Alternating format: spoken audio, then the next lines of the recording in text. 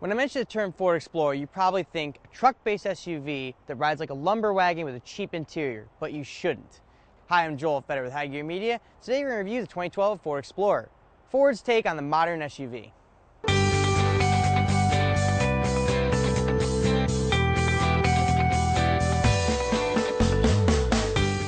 The exterior of the Explorer is all new with a tall, swept-back front end.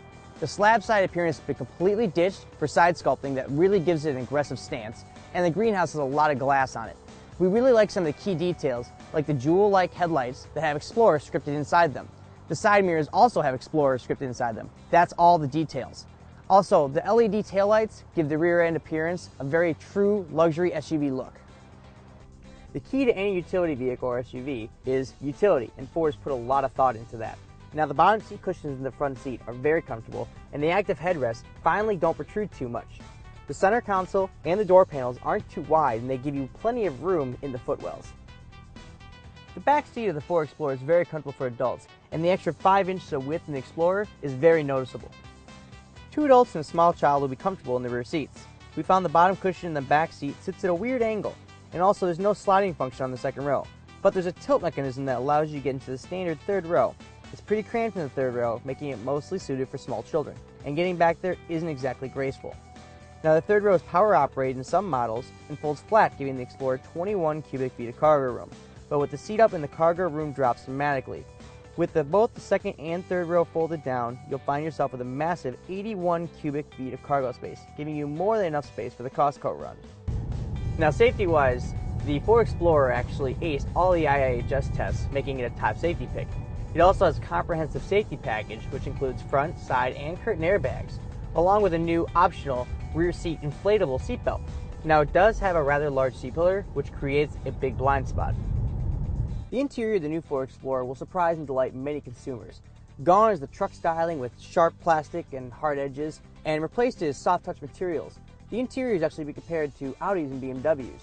Now, the interior on any Ford Explorer model will not contain a mess of buttons. It's very unified, simple to use, and good looking.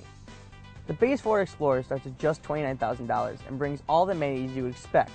Moving up to the XLT trim brings reverse backup sensors, sport shifting automatic, larger wheels, and satellite radio.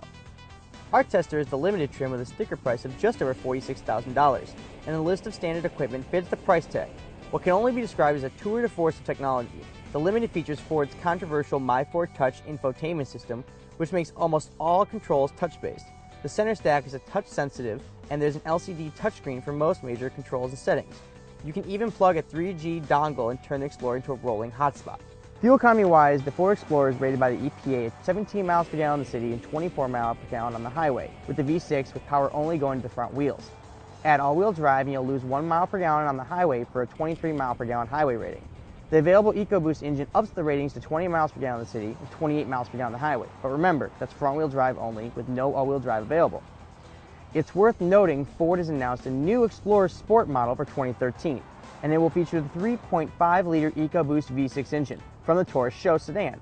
Power ratings and fuel economy are yet to be determined depending when you are watching this, but you can bet it will have at least 350 horsepower going to all 4 wheels. The 2012 Explorer is available with 2 different powertrains, a 3.5-liter V6 with 290 horsepower, that's what our tester has, or a 2-liter EcoBoost 4-cylinder with twin turbos and direct injection producing 240 horsepower. The EcoBoost model is only available in front-wheel drive form, while the V6 is available with Ford's new 4-wheel drive system with terrain management, similar to some higher-end SUVs, but there's no low-range gearing. A rock crawler the Ford Explorer is not. All Explorers feature an automatic 6-speed transmission. Now, when it comes to engines, we recommend getting the V6 for a couple reasons. One, you don't take that large of a hit on fuel economy compared to the EcoBoost 4-cylinder, but more importantly, it ends up getting all-wheel drive, which isn't available with the front-wheel drive only EcoBoost engine, and your tow rating is 5,000 pounds instead of 2,000 pounds, which makes it a better tow vehicle. The Ford Explorer is actually based on the same platform as the new Ford Taurus sedan and the Ford Flex crossover. That means it's car-based, and it's actually better for it. The electric power steering and comfortable ride give it some real zeal when you go into the corners, and the electric power steering features real feedback while you're driving. So what's the bottom line with the 2012 Ford Explorer? It's a rifle shot through the heart of the crossover market, giving any SUV loyalist a reason to get out their high horse. With more luxury, technology, and a higher price than ever, this is Ford's luxury take on a modern SUV. I'm Joel Feder with High Gear Media, and this has been our review of the 2012 Ford Explorer. For all the latest car news, be sure to follow us on Twitter at twitter.com/carconnection and also at Facebook at facebook.com/thecarconnection.